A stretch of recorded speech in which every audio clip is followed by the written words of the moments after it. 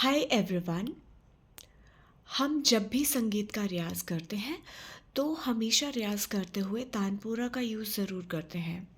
Most of the time हम लोग electronic tanpura use करते हैं या फिर ऑनलाइन कोई भी एप्लीकेशन जो अवेलेबल हो उससे हम तानपुरा का जो है वो हेल्प लेकर रियाज़ ज़रूर करते हैं। तो today we will talk about manual tanpura. मैं आपको थोड़ा सा आज मैनुअल तानपुरा के बारे में बताना चाहूँगी और उसके पार्ट्स के बारे में मैं आपसे थोड़ा बहुत जो है वो डिस्कस ज़रूर करूँगी। तो स्टार्ट करते हैं। होप आप सभी को समझ में ज़रूर आएगा। सबसे पहले हम लोग डिस्कस करते हैं तानपुरा के इस अपर एरिया के बारे में। ये जो एरिया है, इस एरिया को या तो सिरा कहा जाता है या इसे ग्रीवा कहा जाता है। नेक्स्ट जो पार्ट है हमारा वो 1 2 3 4, ये इसे आप कहते हैं ट्यूनिंग पेज या फिर खुंटियाँ इसे कहा जाता है, जिसमें आप स्ट्रिंग्स को डालकर टाइट कर सकते हो या फिर आप उसे लूज़ कर सकते हो।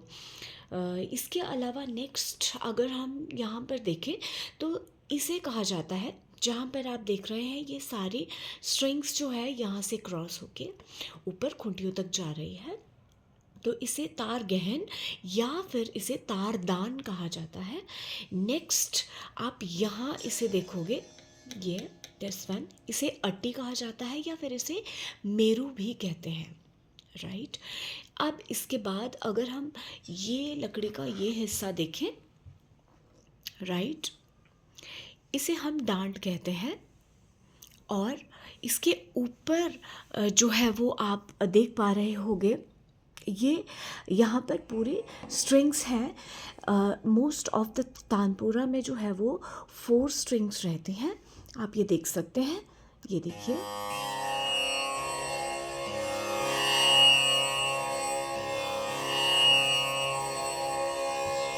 यस।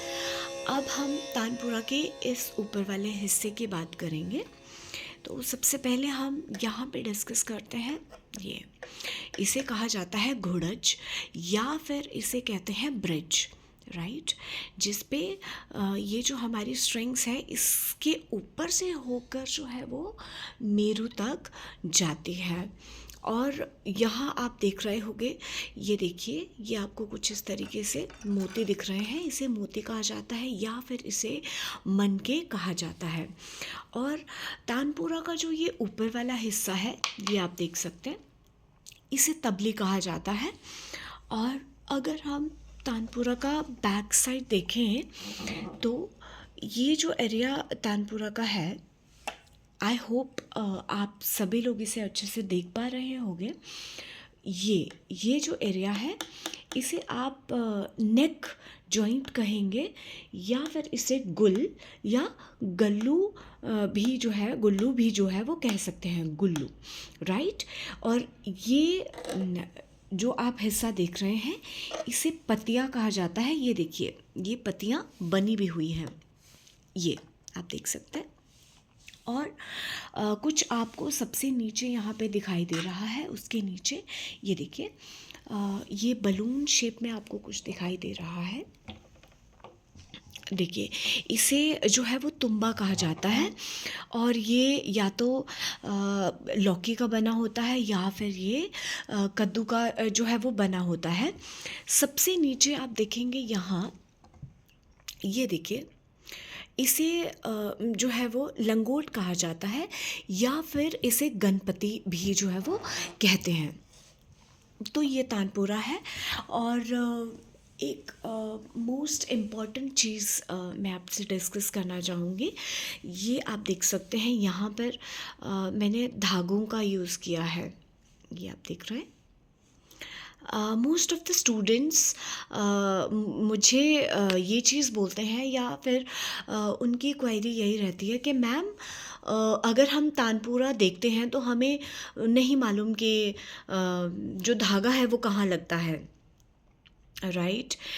सबसे पहले तो मैं आपको बता देती हूँ, ये रेशम का जो है वो धागा है, इसको ज्वारी आप कहते हैं। अगर आप संगीत के लैंग्वेज में बोले तो इसे आप ज्वारी कहते हैं, राइट।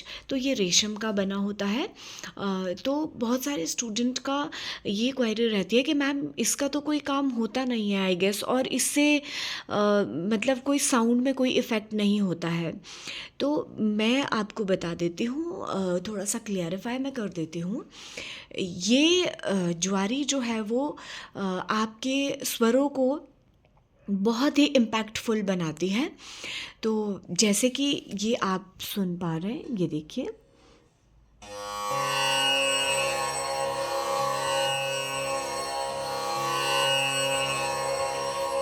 ये खनक जो है वो ज्वारी की ही वजह से आ पा रही है।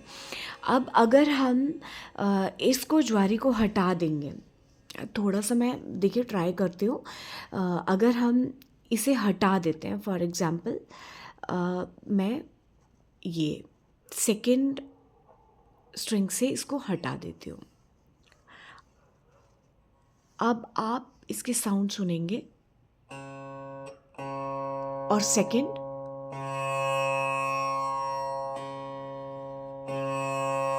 देखिए,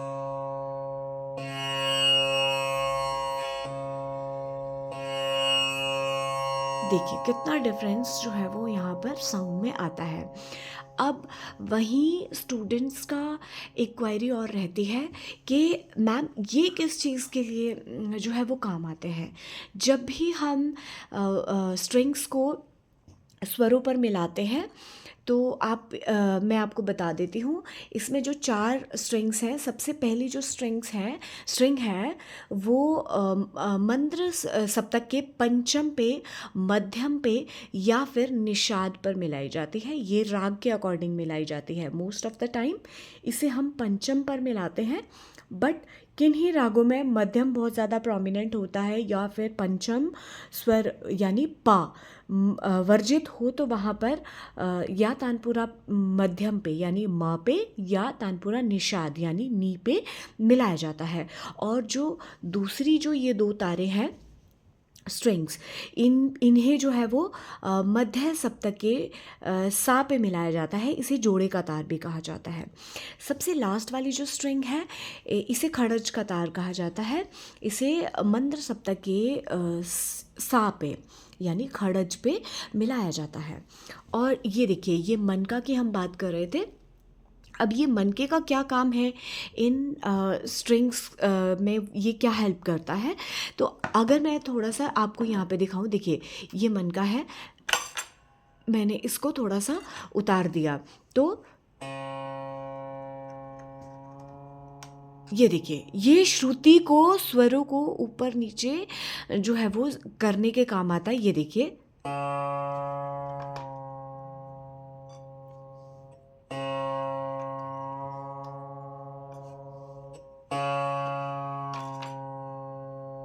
तो इस तरीके से आप स्वरों को जो है वो एडजस्ट करते हो इन चीज़ों के माध्यम से।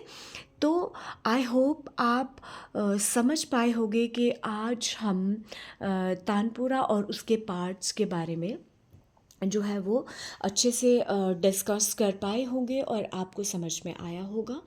और अगर आपको ये वीडियो पसंद आती है या फिर आपको ये टॉपिक समझ में अच्छे से आया हो, अगर आप चाहते हैं कि तानपुरा किस तरीके से मिलाया जाता है अपने स्वरों पर, तो ज़रूर आप कमेंट ज़रूर कीजिएगा, और ज़रूर आप अपने क्वेश्चंस जो है वो अपने जो भी आपके सजेशन होंगे वो भी आप मुझे कमेंट कर सकते हैं। तो नेक्स्ट वीडियो आपके सजेशन या फिर आपके क्वेश्चंस के हिसाब से बनाई जाएगी। Thank you.